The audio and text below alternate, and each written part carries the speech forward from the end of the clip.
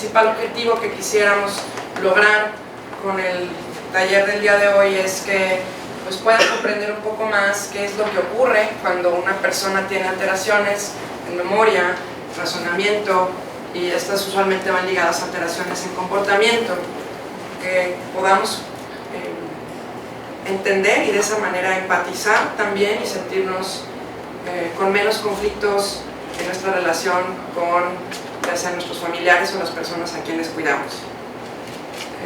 Sin más, le cedo la palabra al maestro Alberto Soto. Él es médico general, maestro en neuropsicología y nos va a hablar el día de hoy de las fronteras que hay entre el deterioro cognitivo y la demencia.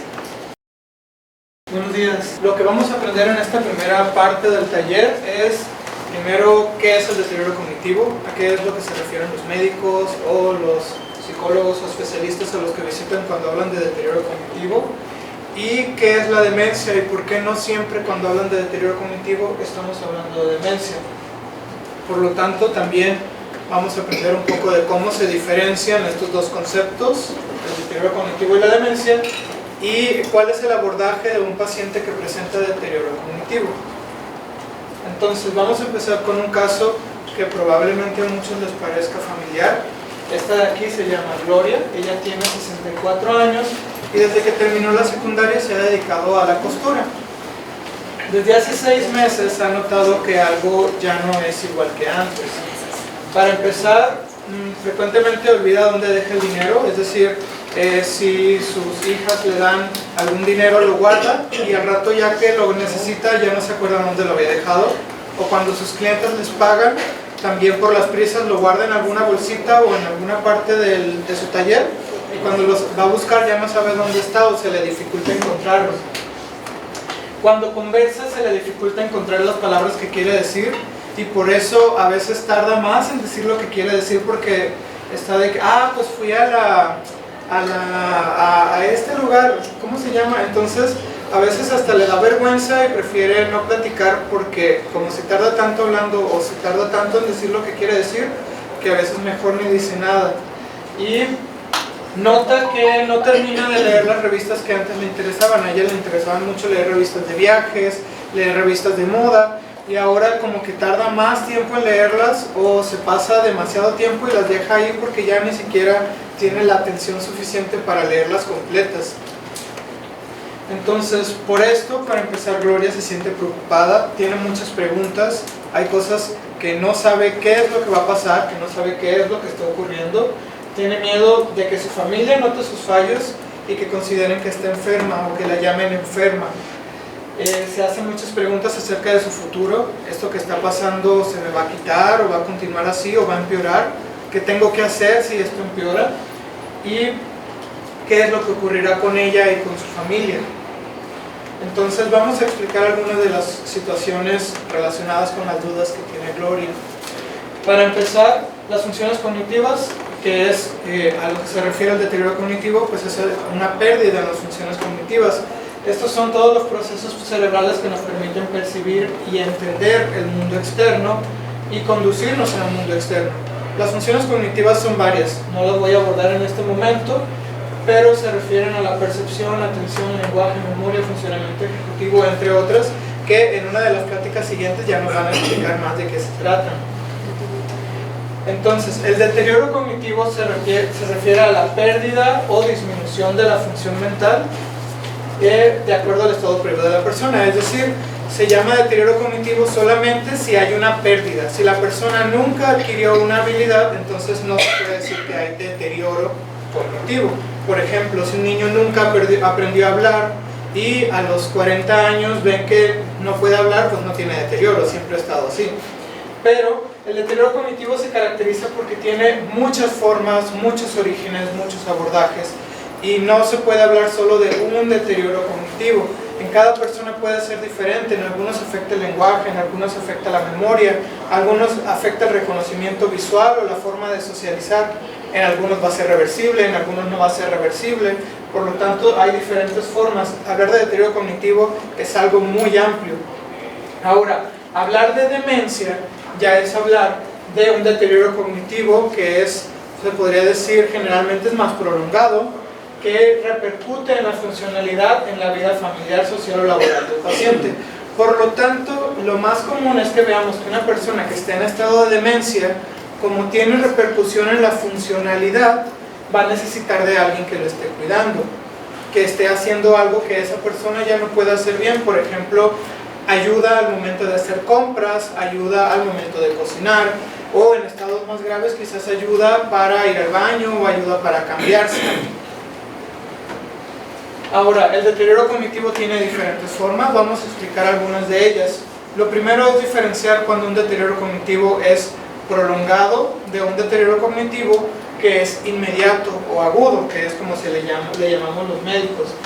Un deterioro cognitivo agudo se presenta en pocos días, es decir, de 3 días para acá o incluso de horas para acá ya estamos viendo que el paciente no sabe dónde está, no reconoce a sus familiares, no recuerda eventos importantes recientes o de bastante tiempo atrás, olvida cosas que sucedieron hace poco, está agitado, agresivo, confundido o está confuso, dormilado y distraído. Son 2 formas en que podemos ver el deterioro cognitivo inmediato, que el paciente está muy agitado o que el paciente está muy adormilado, pero en general vemos que no reconoce o no recuerda bien las cosas o no se orienta dónde está o qué día es hoy. Generalmente cuando el deterioro cognitivo es tan agudo o tan inmediato, se le pone el nombre de delirium. Esto es un deterioro cognitivo inmediato que tiene fluctuaciones en la atención, el paciente está muy alerta, luego está adormilado, luego está muy alerta o demasiado despierto. Eso generalmente puede llegar a tratarse de delirium, y este ocurre en situaciones, por ejemplo, pacientes hospitalizados. Están en mayor riesgo las personas que tienen alguna enfermedad crónica, las personas que tienen una edad avanzada.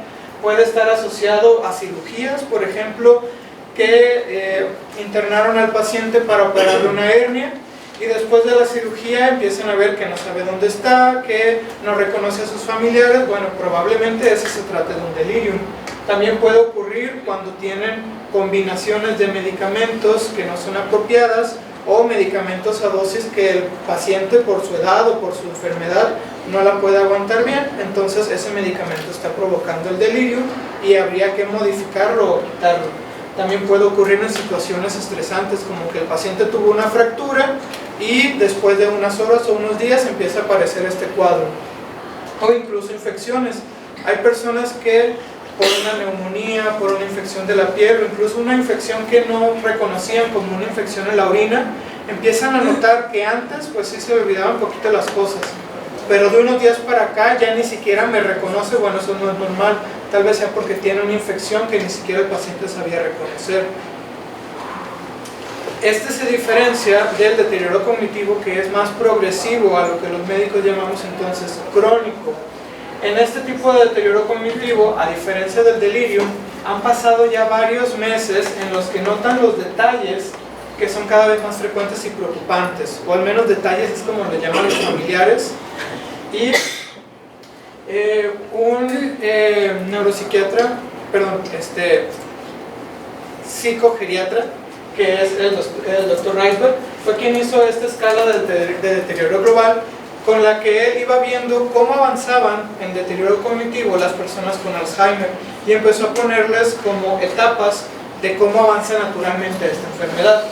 Entonces, las primeras 2 etapas son la etapa 1, una persona menor de 60 años que no tiene ningún problema cognitivo, y la etapa 2 es una persona mayor de 60 años que presenta cambios cognitivos propios de la edad. Entonces, cuando una persona está en etapa 1 y 2, en la entrevista con el médico va a notar que hace perfectamente todas las funciones y en su vida diaria también cumple perfectamente con lo que siempre hizo antes, con su trabajo, con sus compras o con las cosas que siempre fueron su responsabilidad. Por otro lado, ya progresando en la escala de deterioro global, llegamos a la etapa 3. Cuando una persona está en la etapa 3 es lo que llamamos deterioro cognitivo leve, o más reciente, trastorno neurocognitivo menor. Esto ocurre cuando una persona, al momento de ir con la valoración al médico o en la evaluación neuropsicológica, las pruebas salen menor a lo esperado. La persona sí se da cuenta de que tiene olvidos, de que ya no pone tanta atención como antes, pero es muy común que la persona sea consciente de su estado mental. Por lo tanto, lo más común es que en el deterioro cognitivo leve, la persona va por cuenta propia a buscar atención médica. Muchas veces los fallos son tan pequeños y el paciente es tan capaz de ocultarlos que ni siquiera los familiares se dan cuenta, y no es hasta que van con el médico que él puede ver en las pruebas que hace que sí hay deterioro cognitivo. Una propiedad muy importante en el deterioro cognitivo leve es que la persona pueda seguir siendo autosuficiente. Muchas incluso pueden seguir viviendo solas porque pueden seguir haciendo sus compras, lavando su ropa, cocinar, todas estas cosas que hacían antes lo pueden seguir haciendo con normalidad o con ayudas. Tal vez si antes no necesitaban anotar los nombres de sus clientes, bueno, pues ahora tengo que anotar el nombre de mis clientes porque se me olvidan, pero puedo seguir trabajando y puedo seguir haciendo las mismas cosas que antes. El estado posterior al deterioro cognitivo leve en este espectro sería el deterioro cognitivo moderado, que son las etapas 4 y 5 de Reisberg. Entonces, cuando hablamos de las etapas 4 y 5, ya estamos hablando de demencia o de trastorno neurocognitivo mayor. Esto es porque la persona, aparte de que sale baja en las pruebas que hace el médico o en la evaluación neuropsicológica, también tiene alteraciones en la funcionalidad. Esto es, ya no puede hacer las compras que antes sí podía hacer, ya no puede trabajar cuando antes sí podía trabajar, o ya se le olvidan los medicamentos que antes sí se podía seguir tomando bien. Entonces, la valoración médica obviamente va a ser más deficiente que en una persona con etapa 3, y es muy común que la persona ya no reconoce sus errores. Si en la etapa 3 estaba preocupado porque veo que me equivoco, estaba preocupado porque veo que se me están olvidando las cosas, que ya no puedo poner atención, cuando está el paciente en la etapa 4 ya ni siquiera se dan cuenta. Y lo más común es que en la etapa 4 ya no es el paciente mismo quien busca atención, sino que son los familiares los que van con el médico y le dicen, es que está mal. Y es muy común que le decimos, ¿y usted cree que están exagerando? Sí, yo creo que están exagerando, es por la edad, no pasa nada. Y los familiares son los que creen que el paciente está mal. ¿Por qué? Porque el paciente ya no tiene la misma conciencia y ya no tiene la capacidad para ocultar sus errores como lo hace en la etapa 3. Puede empezar a tener dificultades para orientarse. Esto es, lo llevan a lugares que tal vez no conocía, o tal vez iba muy poco al mercado, o al lago de Chapala, o a un viaje de vacaciones, y se pierde, o no se puede orientar en tiempo, que le dicen, oye, no se acuerda que mañana va a ser cumpleaños de fulanita. Ay, ¿a poco? Ah, pues sí, está bien. Y es muy común que también nos den mucho la razón, porque ya no son tan conscientes de sus fallos y dicen, ah, sí, está bien, pero ya no tienen esa misma preocupación que tenían antes. Generalmente el grado de ansiedad o de tensión que suelen tener los pacientes disminuye mucho en esta parte porque ya ni siquiera se dan tanto cuenta de sus mismos errores. Y es cuando empiezan a haber conflictos con la familia, porque la familia le dice, acuérdate, estás perdiendo la memoria o ya no te acuerdas como antes, y ellos creen que no. Entonces ahí es cuando empiezan a haber estas tensiones tan importantes. Podemos ver que se le dificulta aprender cosas nuevas. Tal vez las cosas que hacía toda su vida las va a seguir haciendo bien, pero las cosas que les queremos enseñar ya van a ser muy difíciles, se le olvidan muy rápido y luego ya se desesperan y prefieren que ya los dejemos en paz. Y se van a empezar a dificultar actividades que son más complejas. Por ejemplo, tal vez antes, y es muy típico que me dicen, es que antes mi mamá hacía comida para toda la familia, o los sábados recibía a todos sus hijos y sus nietos, hacía el pozole, hacía los tamales, hacía mucha comida y la hacía muy rica, etc. Y ahora pues ya nomás se hace un sándwich para ella y nomás se hace una sopita de fideos y ya. Y porque las cosas más complejas ya se están complicando bastante. Las cuentas, o sobre todo al momento de ir a la caja, es una pesadilla porque es como cuánto tenía que pagar, sacan la cartera y no saben cuántos billetes hay que poner. Muchas veces si van acompañados es, le dan la cartera al acompañante y le dicen, tú paga, o le dicen al mismo cajero, si van solos, ¿cuántos te tengo que dar? Entonces muchas veces en esta parte es muy común que se les facilite usar la tarjeta. Entonces lo único que hacen es dar la tarjeta y ya se quitan de ese problema. Nada más, bueno, ya lo veremos después, hay que ver a quiénes sí y a quiénes no, para que no estén haciendo compras inadecuadas. La etapa posterior, que viene de la 4 y 5, que son los moderados, ya son las etapas de deterioro cognitivo grave, cuando la demencia ha avanzado a un grado muy tardío. En estas, la valoración médica no solo sale mal, sino que ya es difícil de realizar. Se les piden tareas de memorización, de atención, etcétera, que el paciente ni siquiera entiende o ya se le dificulta seguir esas instrucciones. La persona es incapaz de realizar tareas básicas de la vida diaria. Esto es, por ejemplo, al momento de comer, se le dificulta usar los cubiertos y es muy común que prefieran utilizar las manos y que prefieran que les den comida que se pueda comer con las manos, porque los cubiertos se les hacen muy complicados de utilizar. Por ejemplo, al momento de usar la ropa, prefieren, y pues eso lo van a ver mucho, que dice: mamá, ¿por qué siempre traes la misma ropa? Pero resulta que esa misma ropa que siempre trae es la que es más fácil de ponerse. No quiere ponerse ropa que se tiene que abotonar o que sea difícil de poner porque ya se le está complicando, y prefiere usar un pants que nada más se sube, que no hay que ponerle botones, que no hay que ponerse cinto porque tiene elástico, y porque al momento de ir al baño pues nada más hay que bajarlo y no es necesario quitarse el cinto, el botón, el cierre, y eso ya se vuelve muy complicado. En estas etapas incluso puede ser que el familiar tenga que ayudarle al momento de vestirse, porque se pone un zapato y un tenis que es diferente del otro lado, porque se abrocha los botones unos arriba de otros, o se pone la camisa al revés. Entonces ahí es cuando ya el familiar o el cuidador le ayuda más que nada a vestirse, al momento de comer, a utilizar los cubiertos, o prefieren utilizar comida que no necesite cubiertos. Por ejemplo, en lugar de darle el guiso, mejor se lo damos en taquitos para que se lo pueda comer con la mano, o las croquetas pues mejor se las damos chiquitas para que las pueda agarrar con los dedos. Incluso puede tener problemas en la movilización o al momento de ir al baño. Por ejemplo, hay sujetos que en una etapa muy avanzada de la enfermedad no saben si tienen que hacer del baño en el retrete o en el bote de basura que está a un lado. Entonces los familiares dicen: es que ¿por qué te volviste a hacer en el bote de basura? Aquí está el inodoro. Pero es que el paciente no lo reconocía, pues tienen una forma similar, pues por eso es que se confunden. Pero sí pueden tener esta clase de fallas ya en etapas muy avanzadas, por lo que van a requerir ayuda en la mayoría de sus actividades, ya no solo al momento de hacer las compras o de hacer comidas, preparar comidas difíciles, sino ya incluso en sus actividades de la vida diaria, desde que se levantan hasta que se acuestan.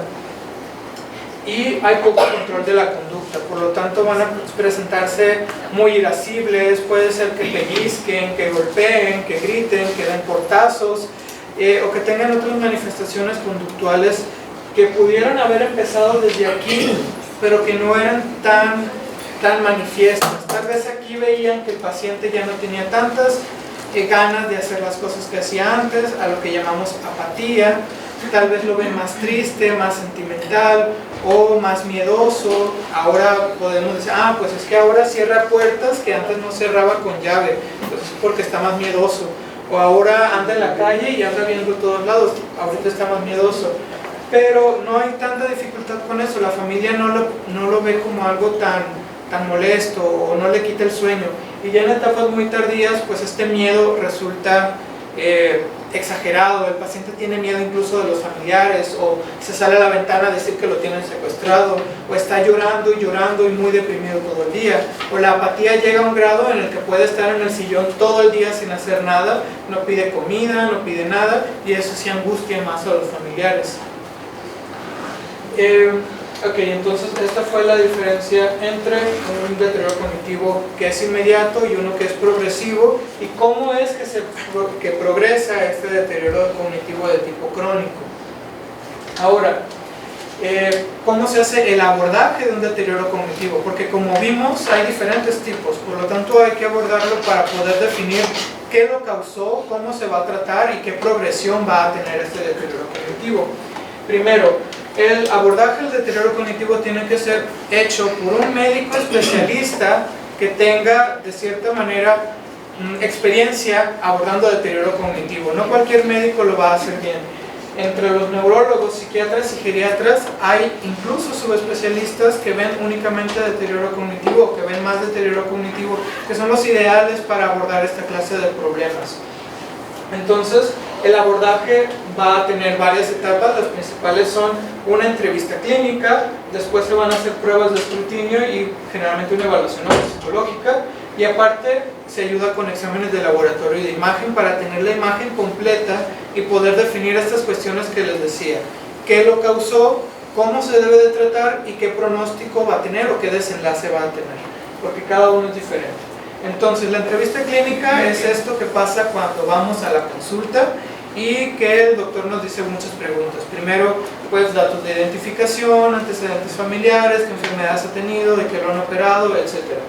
Y esto sirve para saber, por ejemplo, qué características del paciente lo ponen en riesgo de deterioro cognitivo. Por ejemplo, una persona que ha fumado toda su vida es más probable que tenga una enfermedad vascular cerebral o que tenga microinfartos que una persona que nunca ha fumado en toda su vida.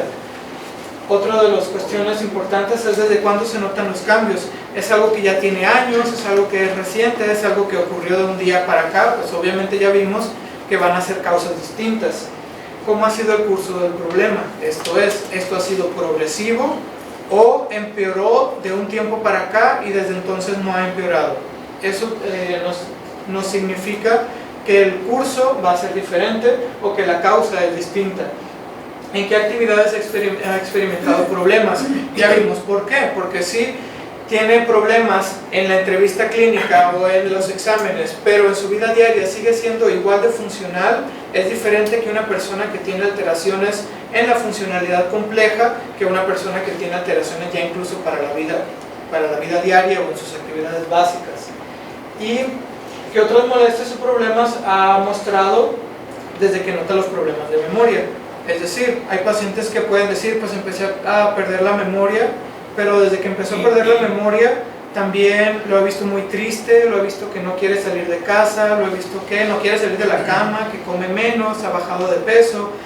Y resulta que desde que empezó a perder la memoria, una semana antes murió su hijo. Bueno, entonces tal vez sea algo más asociado a depresión. O ¿qué otros problemas ha tenido? Bueno, pues le palpita mucho el corazón, le falta el aire, camina 100 metros y ya se para a respirar. Bueno, eso puede ser más algo de origen vascular.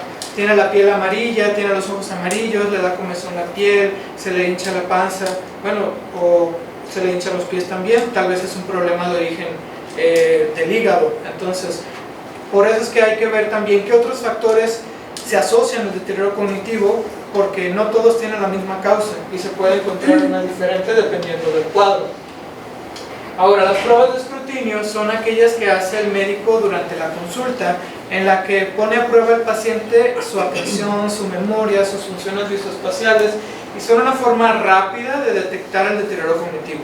Estas generalmente se manejan con un punto de corte. Por ejemplo, hay una prueba que se llama MoCA, Evaluación de Montreal, en la que tenemos 30 puntos entre pruebas de atención, de memoria, de preguntarle varias cosas. Entonces, si el paciente saca menos de 26 puntos, entonces ya es un foquito rojo de que ese paciente hay que estudiarlo. Si resulta que sale con 27, 28, 29 o 30, entonces el médico ya puede decir, es poco probable que realmente tenga un deterioro cognitivo, hay que buscarle por otro lado. Y se hacen pruebas sencillas. Por ejemplo, se le dice, apréndase estas 3 palabras: mesa, llave, libro, o flor, coche, nariz, las que sean. Se le dice que haga algunas cuentas y ya se le vuelve a decir qué palabras le dije. Y bueno, si ya me dice flor, coche, nariz, pues obviamente no hay tanto problema. Y si me dice no, pues a veces unos dicen, ¿a poco me dijo palabras? Entonces ahí ya detectamos que sí hay un problema. O pruebas sencillas como pedirle que copie esta figura de 2 pentágonos, o pedirle que haga un reloj cuyas manecillas me indiquen que son las 2,50, por decir algo. Entonces ahí se ve cuál es la capacidad del paciente para planear lo que va a hacer, para hacer el dibujo correctamente en el espacio, y después se le pide que copie uno. Son diferentes pruebas muy sencillas para detectar estos deterioros. Posteriormente viene pruebas que son como la versión si las pruebas de escrutinio eran la versión light, la evaluación neuropsicológica es como la versión más compleja, más completa de estas mismas pruebas que vimos. Entonces, es una evaluación más intensiva de las funciones mentales, donde se hace una prueba por cada función mental que queremos ver, para poder separar las diferentes partes del proceso mental. Por ejemplo, en lugar de decir está mal del lenguaje, ya podemos ver qué parte del lenguaje es la que está mal. La articulación, la comprensión, la repetición, la expresión, la lectura, la escritura, y así ya podemos detectar con más precisión cuál es el área cerebral o cuál es la parte de la función que está afectada. Estos, a diferencia de las pruebas de escrutinio, que solo tienen un punto de corte, lo que se hace es comparar el resultado del paciente con un grupo que sea similar en su edad y escolaridad. Es decir, yo no voy a comparar a una persona de 70 años que solo fue a la primaria con una persona de 40 que hizo una licenciatura. Se le tendrá que comparar entonces con un grupo que tenga de 67 a 73 años, que tenga de 4 a 8 años de escolaridad. Entonces, ahí ya puedo decir de una forma más fidedigna si hay fallo o no y qué tan grave es. Es decir, si es una desviación estándar, dos desviaciones estándar, qué tanto se aleja de la normalidad para las demás personas que tienen su edad y su escolaridad. Entonces, esta prueba, por ejemplo, que es el test de memoria de California, se le dicen 16 palabras, 5 veces.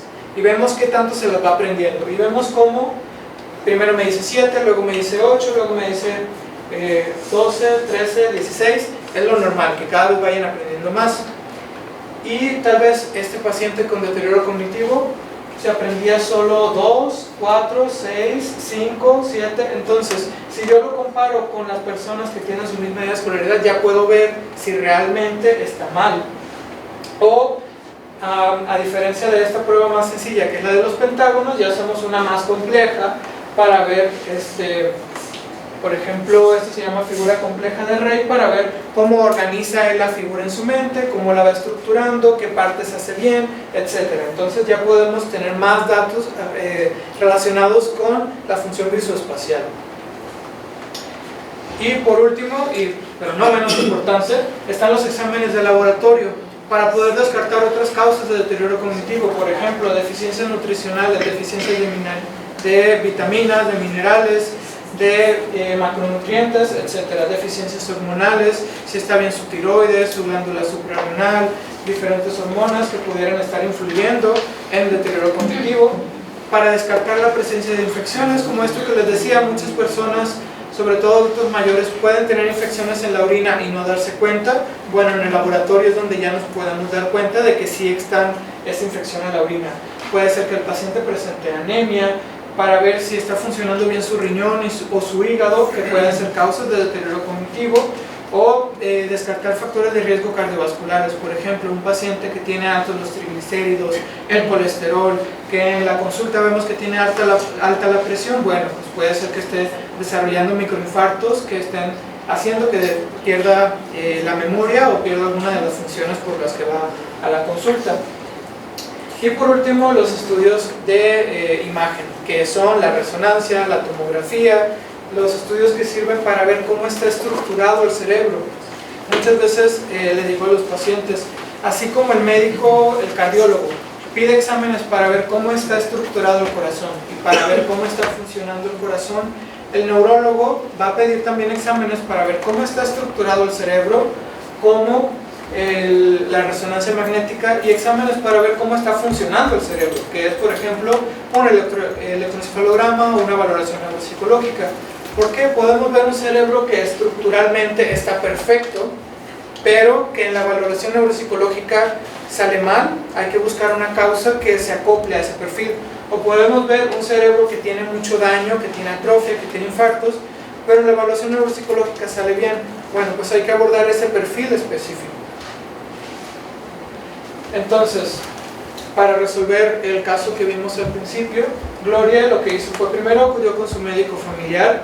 Entonces el médico familiar notó que necesitaría una valoración neurológica, la manda con el neurólogo. Entonces, al momento de hacer la valoración con el neurólogo, vio que estaba algo lenta al momento de hablar, de pensar. Le dice, vaya contando de 100, pero de 7 en 7 para atrás. 100, y al rato 99, 83 y al rato, 86, 87, entonces la notó muy lenta para pensar. Luego se le dificultaba recordar información reciente, por ejemplo le preguntaba qué desayunó y se le dificultaba acordarse bien de qué era lo que había desayunado o confundía la información. Entonces, y estos cambios no habían alterado su autonomía, es decir, Gloria, a pesar de estos cambios que notó el neurólogo, podía seguir trabajando, seguía manteniendo su casa igual de limpia y reluciente que siempre lo había tenido y sus actividades básicas estaban conservadas. Entonces, lo que hizo el neurólogo fue mandarla a hacer los estudios que les comentaba y lo que encontró más importante fue que la glándula tiroides de Gloria no estaba funcionando bien. La hormona que produce la tiroides estaba más baja. Entonces, lo que hizo fue darle tratamiento y desde que empezó a tomar el tratamiento, Gloria nota que ha mejorado su estado mental y ha vuelto a hacer sus actividades de la misma manera que los hacía antes. Entonces, este es un tipo de desenlace que puede tener esta historia. Los desenlaces pueden ser varios, pero es por eso que es importante que sean abordados correctamente por el médico apropiado y pues ya vamos a ver más adelante más acerca de este tema. Gracias. Gracias.